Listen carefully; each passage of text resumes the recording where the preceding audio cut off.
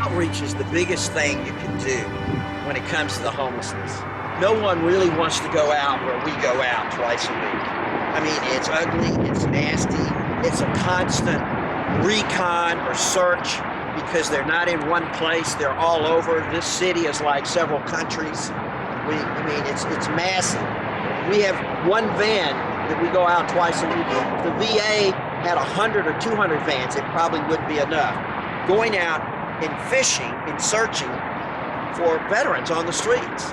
I mean, the herd, I call it the herd, the homeless population, which has about a third of the homeless population are veterans, keeps getting moved. They keep moving the herd. It doesn't shrink, it grows, but no, you can't be here, no, you can't be there. And we found out, particularly with the younger vets, like 40 years ago when I was working with young Vietnam vets, is they don't huddle in downtown. They don't huddle together. They don't cluster. They isolate and they find places where they're invisible. That is the whole thing. To be visible only when you need something. If you need to panhandle, you need resources to eat, drink, sleep, build your hooch or whatever. Other than that, you have to really go out and look for them. And that's what we do. And that's what separates us from the VA in any organization that says they're there for the homeless. A lot of it's rhetoric. Right now we're here in Long Beach, California. Just finished one of our outreach missions that I should say.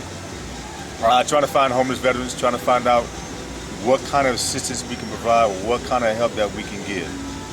We ran across a lot of people today, and the way that I see things currently, is that there's still a lot of work that's needed.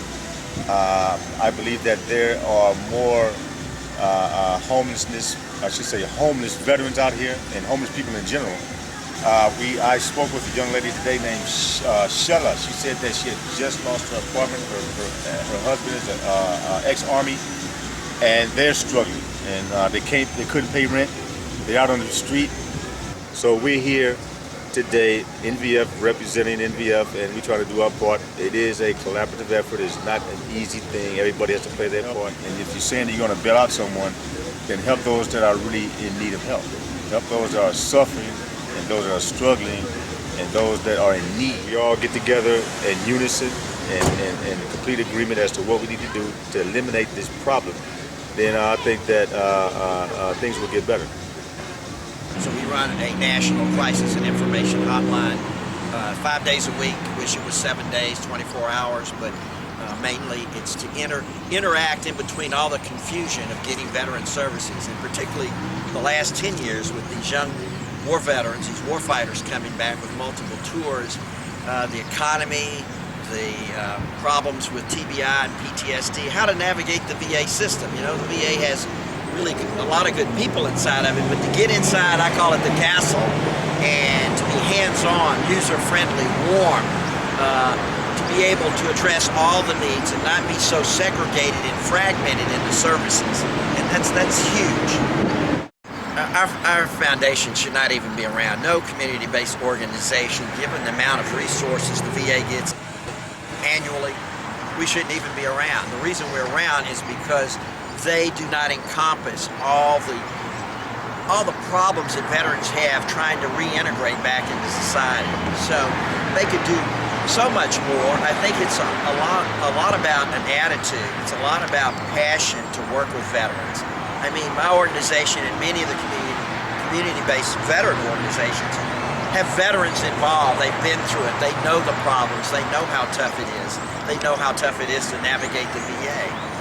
They understand, and therefore their empathy and their drive to help a fellow veteran is 10 times bigger than anyone can imagine. It's very powerful, and that's what's needed. You know, they understand if it's employment, if it's VA benefits, if it's disability, if it's claims or whatever. I mean, these are all part of the veteran's life. These are all part of the veteran's needs.